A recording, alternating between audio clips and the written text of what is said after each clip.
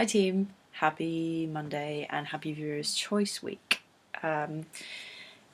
If you are just joining us, every so often on GenderqueerChat we have a week where we invite viewers to send us their topics and questions that they want to see us discuss. They want to see discussed, rather. So this week we're responding to a question that was posted on our Facebook group. If you weren't aware, we have a Facebook group, we have a YouTube inbox connected to this channel, and a Tumblr where you can submit, at any point actually, you can submit questions and topics, links, etc. that you want our channel to discuss. So because we don't want to just be genderqueer at you, we want to be genderqueer with you. Because, you know, we have over 1,000 subscribers, which is awesome, and we want to have like a dialogue with you guys, basically. So, you know, if you have a question that you want us to talk about, shoot it our way, seriously. But yeah, this is like designated Viewers Choice Week, so we're going to talk about some stuff. Actually, a very good question we're talking about. Yeah, it is. And this is submitted sort of anonymously, but thank you to whoever submitted this, because this is quite a cool question. I am wondering if genderqueer people are more likely to struggle with depression, and if so, to what extent do they feel that mental health professionals understand their struggles and provide appropriate and adequate support?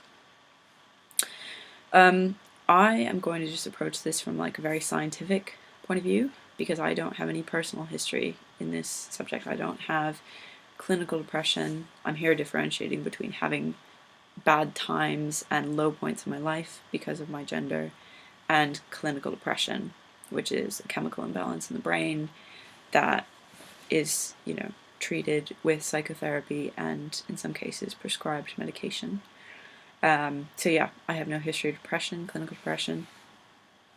And I've never been to a therapist. Actually, I've never I've never had like a therapy session. I know several therapists because my mom is an emergency room doctor, and you know, I've been traveling in the medical world since I was essentially out of the womb.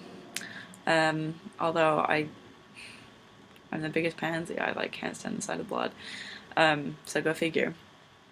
But yeah, I can't speak from personal experience with this question, which is fortunate for me. So I'm just gonna postulate here at you. Yes, I would say that genderqueer people are more likely to suffer from depression. I'm gonna put genderqueer people under the trans umbrella here.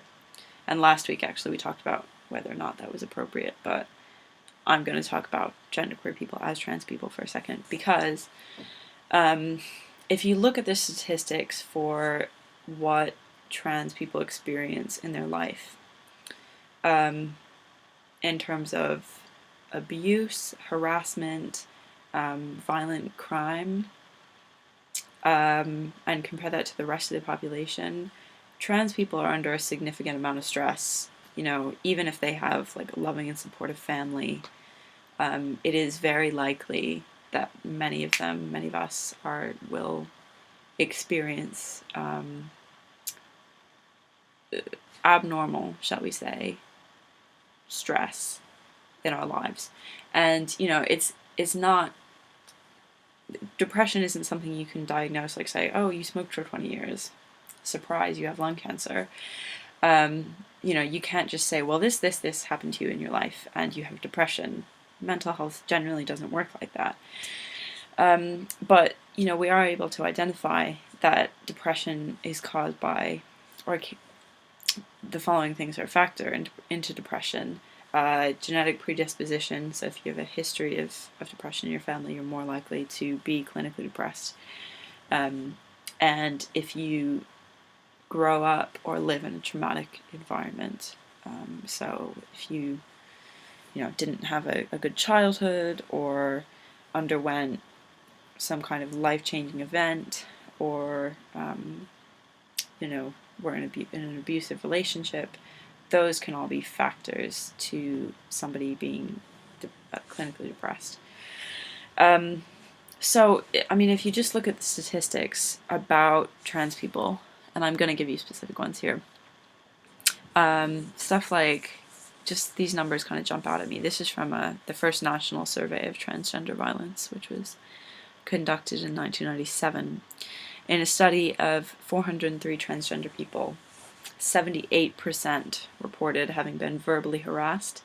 48%, almost half the trans population essentially, reported having been victims of assault, including assault with a weapon, sexual assault, or rape.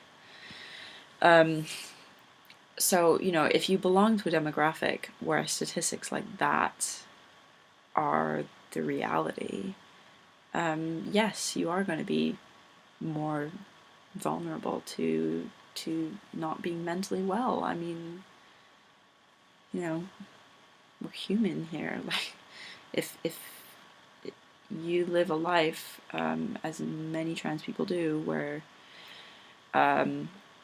how you present physically or how you identify mentally doesn't match up with people's expectations, as a society, you're gonna come under attack, either physically or verbally, or and that's really a bleak thing to say, but I think to an extent it is a reality, and it shouldn't be the reality, obviously, but if you belong, as I say, if you belong to a demographic like the transgender community, I think you have to accept, like it or not, that yeah, you are going to go through some rough moments that most of the population don't have to experience, and that in turn, sorry, I'm just plugging my computer. That in turn can lead to, can contribute to depression. So, yeah, that's, I feel like all I can really say on this subject. I feel like I'm just kind of stating the obvious, but as I said, I don't have any experience with mental health professionals. I've never talked to my doctor about being trans, although I'm considering it next time I go for a checkup. I've also considered using the NHS here in the UK to get therapy, but I don't feel a pressing need for it at the moment, to be honest.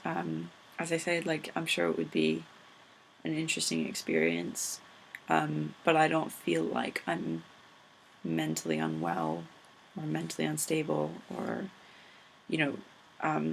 really need that. I don't feel like I have a need for it. It would be more just a curiosity, and I think in part I'm kind of a little bit afraid to kind of confront the possibility of therapy and of opening up to somebody about being genderqueer. And if I did, I would really want to choose who I was talking to about that. Which is kind of hard, actually, in the NHS, because it's it's not a private healthcare system. If you go through the NHS, you have kind of less of a choice about seeing a gender specialist versus just seeing a regular psychiatrist or psychologist. Yeah, so that is all I have to say on the subject. I'm hoping that other people can be more informed than me. Well, yeah, not hoping, but I think other people will be more informed than me, and hopefully will have better things to say and better advice. So yeah, that's it from me this week. And again, just a reminder, if you have any suggestions, links, topics, etc., you can always submit them. And I'll link the Tumblr again down below. So talk to you guys next week. Bye.